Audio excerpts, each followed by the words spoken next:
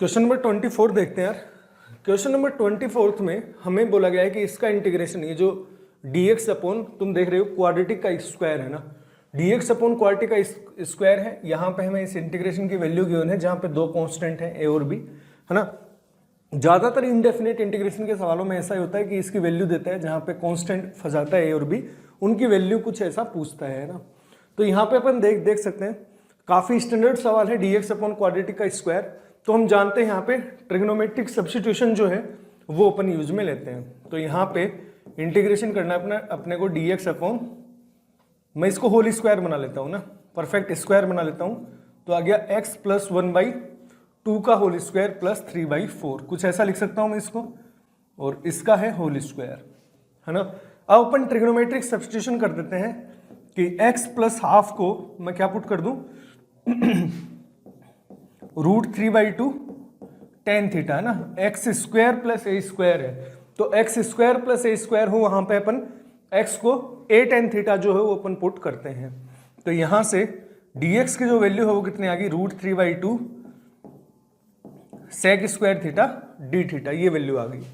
तो यहां से यदि अपन इस इंटीग्रेशन को अब देखें तो देखो dx की जगह तो मैं लिख सकता हूं √3/2 sec square theta d theta, और x प्लस 1 का होल स्क्वायर मतलब क्या है, ये आ गया 3/4 tan स्क्वायर थीटा प्लस 3/4 का होल स्क्वायर, है ना। ऐसा कुछ टर्म बन गया। तो यदि यहां पे अपन इंटीग्रेशन देखें तो इस 3/4 को बाहर ले लूंगा ना, 3/4 को बाहर लूंगा तो 9/16 बाहर आएगा। तो आएगा √3/2 तो ऊपर बाहर है, और 9/16 जो है वो डिनोमिनेटर से बाहर आ गया, और यहां पे अंदर बच गया cos square theta d theta, है ना। कोस स्क्वायर थीटा बच गया क्योंकि नीचे ये tan square theta plus 1 sec square theta और होल पावर 2 है तो sec raise to power 4 theta. तो सेक स्क्वायर से एक sec square cancel, sec square denominator में बच जाएगा, तो वो कोस स्क्वायर थीटा अपना आ जाएगा। इसका जो इंटीग्रेशन है वो अपन आराम से करना जानते हैं। ये कितना हो गया 8/3√3, है ना। ये 16 से 8 और ये आ गया 3√3। सो कोस स्क्वायर थीटा का इंटीग्रेशन क्या होगा, 1 प्लस कोस 2 थीटा/2 से करेंगे। तो हाफ तो मैंने बाहर ले लिया ना, और 1 का हो गया थीटा, कोस 2 थीटा का हो गया साइन 2 थीटा/2। तो ये 2 आ गया इधर और ये अपोन में आ गया 2, ऐसा कुछ। तो ये कितना आ गया 2/3√3, और यहां पे आ गया 2 theta plus sine 2 theta plus C. एक इंटीग्रेशन कांस्टेंट तो हमेशा ही रहेगा, है ना। अब थीटा की बस अपन वैल्यू रख देंगे यहाँ पे। सो tan थीटा की यदि अपन वैल्यू देखें, है ना, तो tan थीटा की जो वैल्यू है वो कितनी है 2x प्लस 1/√3। ये tan थीटा की वैल्यू है ना। वहां से अपन ने tan थीटा की वैल्यू रखी 2x प्लस 1/√3। तो थीटा जो है अपने पास वो आया tan इनवर्स 2x प्लस 1/√3, ये थीटा आ गया।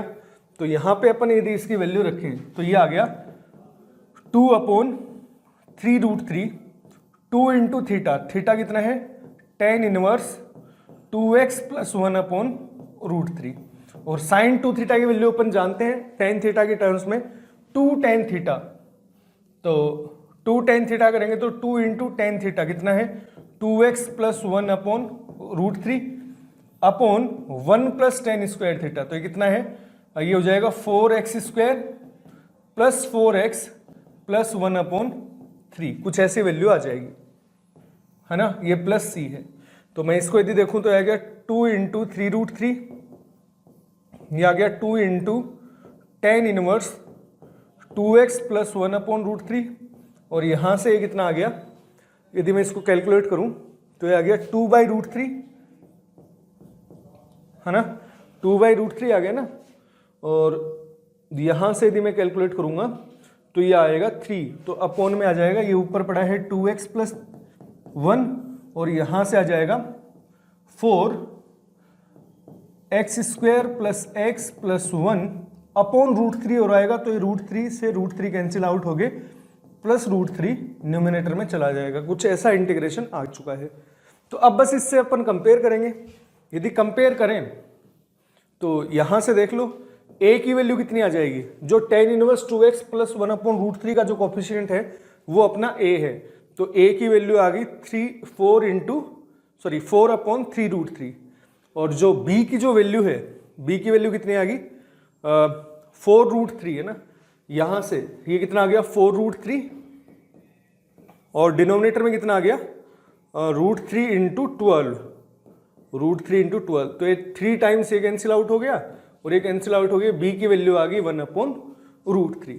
तो हमसे बोला गया है 9 × √3a प्लस b की वैल्यू हमसे पूछी है, तो √3/a कितना आ गया, सॉरी √3 × a आ गया 4/3 और ये आ गया 1/3, तो ये कितना आ गया 5/3। तो हमसे वैल्यू किसकी पूछी है 9 × √3a प्लस b की, तो 9 × 5/3 जो कितना आ गया 15, तो 15 अपना राइट आंसर हो गया। तुम देख सकते हो ये स्टैंडर्ड टाइप है ना, dx अपॉन जब भी क्वाड्रेटिक का स्क्वायर हो तो अपन हमेशा ट्रिग्नोमेट्रिक सब्स्टिट्यूशन यूज लेते हैं। तो जो क्वेश्चन है वो इजी था, बस कैलकुलेशन तुम्हें सही से करनी होगी, उसके बाद में आंसर जो है वो बड़े आराम से आ जाएगा।